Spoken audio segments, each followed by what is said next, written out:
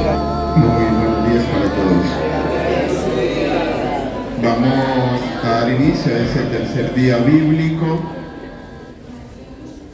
desde el área de Ciencias Naturales del profesor Manuel y desde el área de Artes con el profesor Duvernay, que nos han preparado este acercamiento a la palabra de Dios.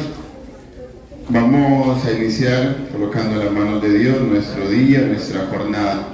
Vamos a pedirle a Él que Él siempre nos acompañe, que esté a nuestro lado. En el nombre del Padre, y del Hijo, y del Espíritu Santo. Amén. Quiero compartirles este bello salmo, el Salmo 103. El título es Dios es amor. He tomado de la Biblia de Jerusalén. Esa Biblia es una de las traducciones más fieles. Esa es la Biblia de estudio de nosotros. Todos los que estudiamos Biblia tomamos esta Biblia. Es una de las más fieles, por eso las palabras utilizadas son poco comunes. Y cuando uno lee, a mí me cuesta entender muchas palabras que están aquí. Pero esa es la copia más fiel. Entonces, quiero desde aquí orar con este salmo y pedirle a Dios por ustedes, por sus familias. Miren, nosotros venimos al colegio, yo los veo a ustedes que llegan todos alegres, contentos, pero muchos de ustedes están pasando momentos difíciles, sus familias. Hay gente en el hospital a punto de morir, hay gente pasando necesidades y nosotros como colegio nos damos cuenta, nos piden, nos llaman, mire hermano pasa eso, mire padre. Entonces esta oración que hacemos aquí en el patio, tal vez para muchos de ustedes es indiferente, ay qué pereza otra vez rezar, pero para muchos de sus familiares esta oración que ustedes puedan hacer con fe es una oración que Dios escucha. Bendice alma mía a Yahvé, el fondo de mi ser a su santo nombre. Bendice alma mía a Yahvé, nunca olvides sus beneficios. Él que tus culpas perdona, que cura todas tus dolencias, rescata tu vida de la fosa, te corona de amor y ternura, satura de bienes tu existencia, y tu juventud se renueva como la de un águila. Yahvé realiza obras de justicia y otorga el derecho al oprimido. Manifestó a Moisés sus caminos, a los hijos de Israel sus hazañas. Yahvé es clemente y misericordioso, lento a la cólera y lleno de amor. No se querella eternamente, ni para siempre guarda rencor. No nos trata según nuestras culpas, ni nos paga según nuestros pecados. Como se alzan sobre la tierra los cielos, igual de grande es su amor con sus adeptos. Como dista el oriente del ocaso, así aleja de nosotros nuestros crímenes. Gloria al Padre, y al Hijo, y al Espíritu Santo.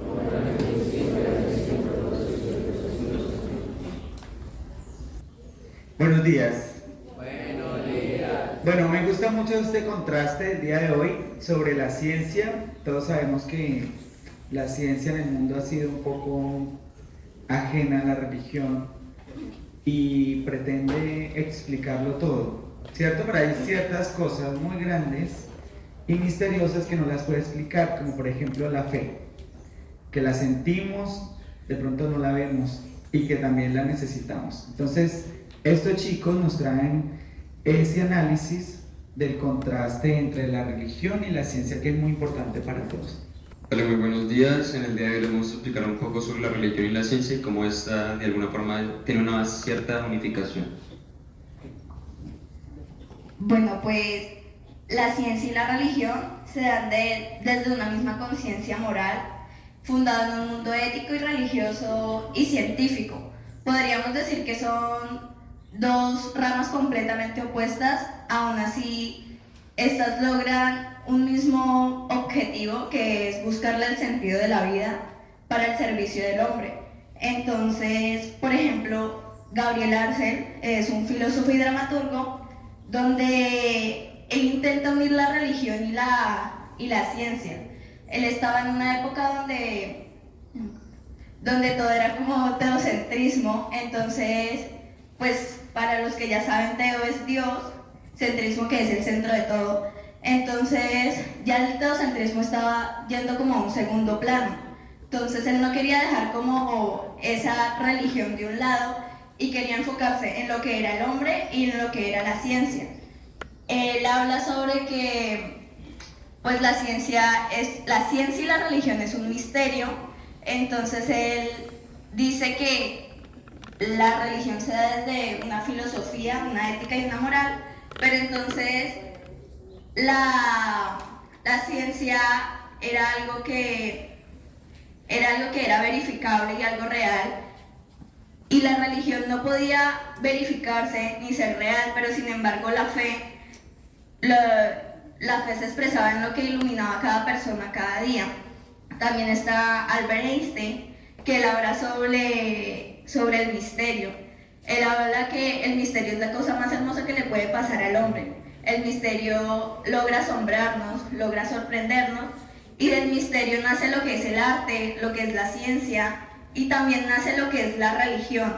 La religión, a pesar de que no sé si muchos saben que Einstein era un poco ateo, él logra relacionar lo que es la religión y la ciencia, ya que como que él habla mucho de que la religión se puede enfocar también en una ciencia, ya que la religión nos hace tener fe. Vale, para iniciar voy a, valga la redundancia, iniciar con una frase de Albert Einstein célebre sobre la religión. Una persona iluminada por el sentimiento religioso es la que se ha liberado de los grilletes de sus propios deseos egoístas y alienta pensamientos, sentimientos y deseos de carácter suprapersonal. Una persona religiosa o devota lo es en el sentido de que no tiene la menor duda de la significación y carácter elevadísimo de esos contenidos y metas suprapersonales, que no pueden ni necesitan ser fundamentados de forma racional. Prácticamente a lo largo de la historia hemos venido presenciando que la Iglesia y la ciencia es un poco contradictoria en ciertos aspectos. Tenemos el caso específico de Galileo Galilei, que en 1616 fue acusado bueno, pues en sí la Iglesia lo tuvo en abstinencia por enseñar el heliocentrismo. El heliocentrismo era una base de Nicolás Copérnico, que hablaba de que el centro del universo no era simplemente la Tierra, sino que era el Sol. En esto, pues la Iglesia lo acusa a él y lo abstiene de impartir ciertas educaciones que él daba hacia las demás personas, hacia su entorno. Tiempo después, en 1633, Galileo Galilei fue acusado de herejía por la Inquisición y pues fue asesinado por el mismo aspecto. Herejía es prácticamente no seguir las reglas ortodoxas que se presencian en la Iglesia para la época, tener un pensamiento totalmente diferente o una ideología distinta a la que se presenta. Eso también se presentaba mucho con las mujeres que hallaban en la ciencia aspectos importantes para la época. A estas se les acusaba de brujería y demás. Cabe recalcar que pues prácticamente la Iglesia y la ciencia han ido creciendo de cierta forma, que su ideología ha cambiado y han intentado unificar sus aspectos importantes, ya que tienen el mismo fin, que es descubrir el origen del universo como tal. Tenemos tenemos otra frase de Albert Einstein, la cual también especifica un poco lo de la religión y la ciencia y cómo ésta se unifica. La solidaridad científica es incapaz por sí sola de ofrecer una base suficiente a aquellas convicciones que condician y determinan la propia conducta y modo de pensar. Efectivamente, el método científico es incapaz de enseñarnos nada por encima y más allá del modo como los hechos están relacionados y recíprocamente condicionados entre sí. Como sabemos, la ciencia siempre basa sus hallazgos en lo simplemente material, o sea, lo terrenal, no trasciende ni llega a un aspecto metafísico, por lo que podemos entender que la ciencia comprende un límite en el que termina sus hallazgos y queda hasta ahí, o sea, se estanca.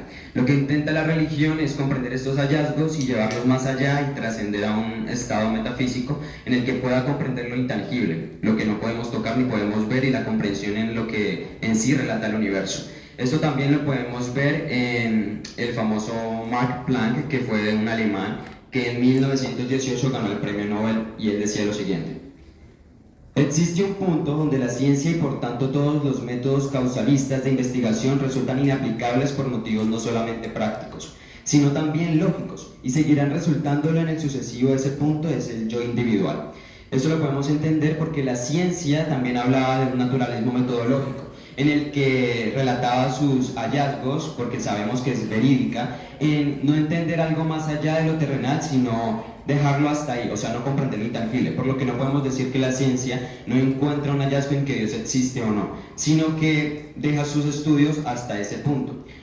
Esto se puede, bueno, concebir de diferentes formas o de diversas maneras, ya que pues, la ciencia nunca tuvo como ese instinto de poder investigar lo que en sí era Dios y era la religión. Simplemente estancó su pensamiento hasta ahí y lo dejó ahí, y esto es lo que significa el pensamiento metodológico. En esto también lo podemos reflejar con algunos teólogos que en el Concilio II del Vaticano, que Steps, afirman que prácticamente la investigación metódica en todos los campos del saber sí está realizada de una forma auténticamente científica y conforme a las normas morales nunca será en realidad contraria a la fe, porque las realidades profanas y las de la fe tienen su origen en un mismo Dios. Como podemos decir, la unificación entre la ciencia y la religión siempre buscan al final tiene un mismo objetivo, el cual es explicar el universo y comprender, en el caso de la religión, a Dios como creador. Algo que también podemos decir es que es importantísimo que estas dos pues tengan alguna interacción, ya que tenemos tres aspectos importantes o un trinomio en el cual relatamos lo que es como tal la teología, la tecnología y la conciencia del ser humano. También tenemos otra frase en la cual se afirma también en el Concilio Vaticano II, Gaudium et Spes. Son a este respecto de deplorar ciertas actitudes que por no comprender bien el sentido de la legítima autonomía de la ciencia se han dado algunas veces entre los propios cristianos. Actitudes que seguidas por agrias polémicas indujeron a muchos a establecer una posición entre la ciencia y la fe. Como sabemos, en los últimos siglos, aunque la Iglesia, tuvo ciertas controversias con la ciencia, pues afirma que ellos en realidad sí están en la disposición de cambiar y de tener otros aspectos sobre lo que es la ciencia y unirse de alguna forma. Pero pues para la teología como tal, la ciencia sí tiene aspectos en los que ella se pueda basar y pueda surgir de una forma distinta con otros aspectos diferentes. Pero para la ciencia no es de muy fiar las intenciones que comprende la Iglesia, por eso aún no se ha dado como esa interacción, esa conexión. Pero para el momento, esto tenemos a Niels Bohr, famoso por ser ¿cómo se dice eso? Bueno, cuando estudian la física cuántica y pues el descubrimiento de los átomos. Esto se puede reflejar en que él basó su pensamiento para la unificación de la Iglesia en tres aspectos que son la complementariedad, el diálogo y la interacción. Pero me voy a especificar más que todo en la complementariedad. Lo que querían buscar con esto era que tanto la religión como la ciencia intentara complementarse de alguna forma, viendo la visión en diferentes aspectos que nos rodean a nosotros mismos, con un mismo fin, el cual es hallar la explicación del universo.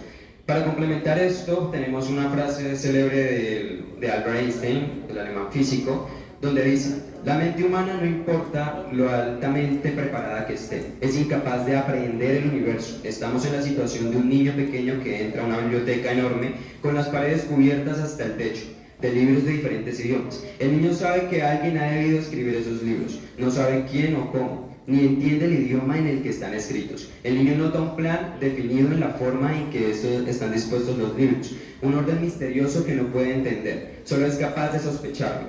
Esto me parece a mí es la actitud de la mente humana hacia Dios. Vemos un universo maravillosamente dispuesto, que obedece ciertas leyes, pero solo entendemos estas leyes superficialmente. Nuestras mentes limitadas no son capaces de apreciar la fuerza misteriosa que mece las constelaciones. En eso podemos reflejar que prácticamente la unificación entre la ciencia y la religión hace al hombre persona como tal, y crece su pensamiento tanto espiritual como intelectual.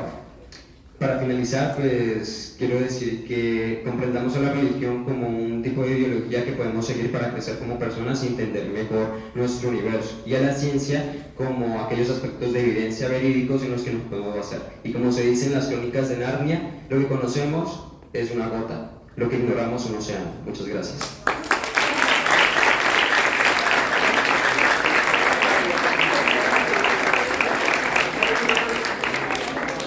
Bueno, realmente es una controversia que casi no podemos entender, ¿verdad? Pero como decía Einstein, es como que somos unos niños que queremos saberlo todo y tenemos mucha información, pero no sabemos cómo procesarla, ni mucho menos quién la escribe. Eso lo podemos aplicar, esto de unificar criterios, lo podemos poner en un ejemplo muy sencillo, que son los milagros. Esta palabra para la ciencia es un poco, bueno, errónea, sí. Está bien, pero hay una forma de poder unificar lo que piensa cada parte. Entonces, por ejemplo, hermano, ¿usted recuerda cuál fue el milagro por el que se adjudica la santidad a la Madre Laura? Ya, una curación por una enfermedad. Para poder diagnosticar una enfermedad tenemos que hacer uso de la ciencia, ¿verdad? Tenemos que sacar unos exámenes y dar un diagnóstico. Para eso, para poder certificar a la Madre Laura, hay que comprobar que una persona que sufría, que padecía una enfermedad incurable, para la ciencia se haya curado. Y la única manera de que esa persona esté curada no es porque el Papa diga que se curó y ya, es porque hay que hacer un nuevo diagnóstico y poder determinar si esa persona está sana. Así que la Iglesia determina que eso que no puede explicar la ciencia porque era imposible es una obra de fe, ¿cierto? Y es un milagro. Así que para que no confundamos las ambas partes, las dos son importantes y muy necesarias para el ser humano. Gracias.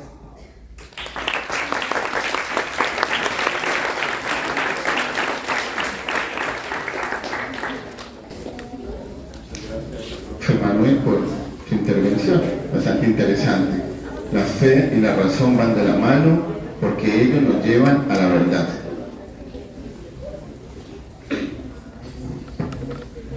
Bueno, por favor siguen los compañeros que van a presentar la actividad. Bueno, en este punto los compañeros han preparado una serie de obras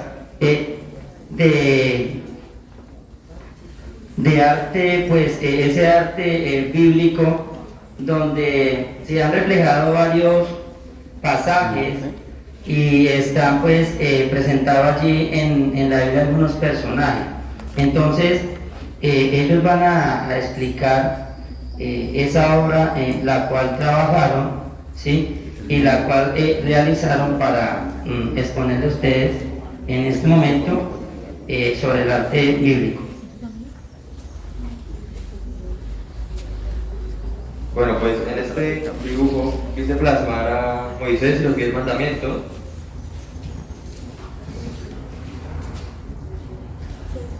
Quise plasmar a Moisés y los 10 mandamientos, pues ese personaje es muy importante pues, en la Biblia, ya que pues, fue quien lideró al pueblo de Israel y lo guió hasta la tierra prometida, Canaán.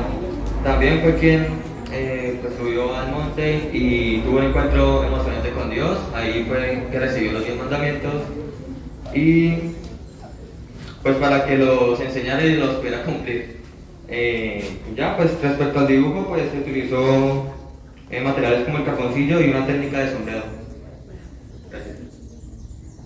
Bueno, pues yo acá quisiera presentar al ángel caído, que en un pasaje del Apocalipsis se relata la guerra que hubo entre los ángeles rebeldes contra el arcángel San Miguel y los demás ángeles, y pues muestra cómo el ángel caído es condenado a vivir en la tierra, a pesar de que el artista de esta obra lo interpreta con odio y rencor pues, hacia Dios. También quiso demostrar como la belleza que este ángel representaba pues para él, con detalles minuciosos como son pues las marcas de sus músculos y pues sus facciones bien marcadas, pues porque eso era lo que a él le llamaba la atención. Bueno, pues mi dibujo representa uno de los hechos importantes de la Biblia, como lo es el primer milagro de Jesús. La historia así rápida es que esto sucede en las bodas de Canaán. Jesús se les había acabado el vino y la Virgen María le pide el favor a Jesús de que hiciera algo por ellos, así que él le dice que tenía que ver con eso, y la Virgen María les dice a los demás que hagan lo que él le dice. Entonces les traen como una jarra con agua, Jesús la convierte en vino y los invitados comprueban pues que efectivamente esto pasa y es el mejor vino que han probado. Bueno, pues esta es la última cena, estaba hecha a base de lápiz sombreado y un poco de color negro. Pues esta es el día en que el último día en que él fuera crucificado y traicionado por uno de sus apóstoles y arrestado por los romanos.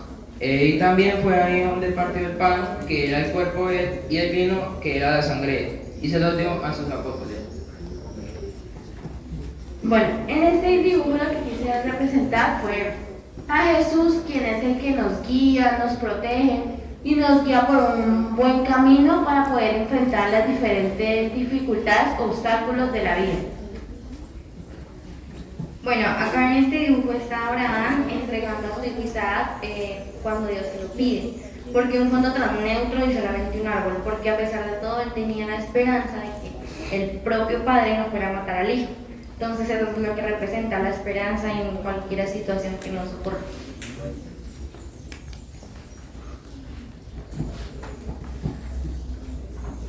Muy buen día, ya acá plasmé la hora de la Anunciación. Esta obra relata la visita al ángel Gabriel a la Virgen María y que le anuncia que va a ser madre del Salvador.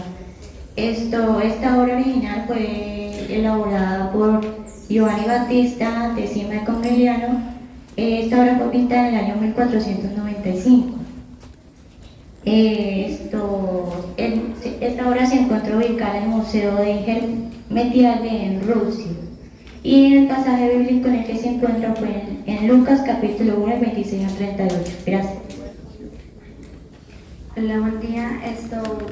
Como cabe recalcar, la mía es la del ángel caído. Esta pintura está basada en lo que es el pasaje bíblico del Apocalipsis y fue pintada a base de óleo, usando la técnica de óleo. El autor de esta pintura personalmente quería reflejar lo que era como la ira y el rencor que tenía Lucifer, el ángel caído, hacia su creador, y también quería resaltar lo que era la belleza corporal del ser humano, como lo que era la musculatura y como la piel fina.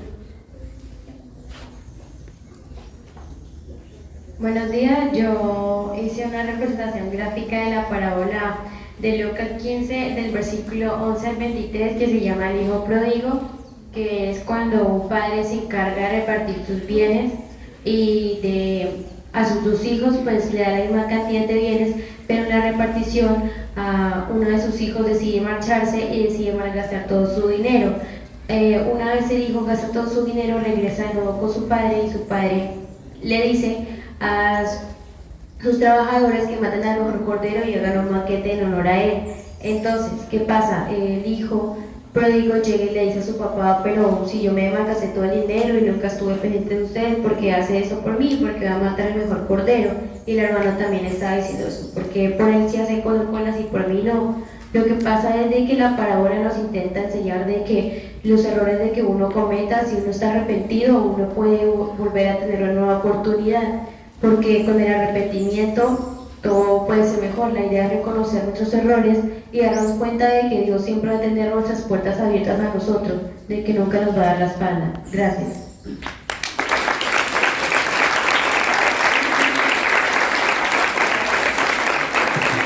De esta manera pues, los compañeros quisieron reflejar algunos momentos y acontecimientos que están reflejados en la Biblia. Agradecerle al profesor Duvernet y a los jóvenes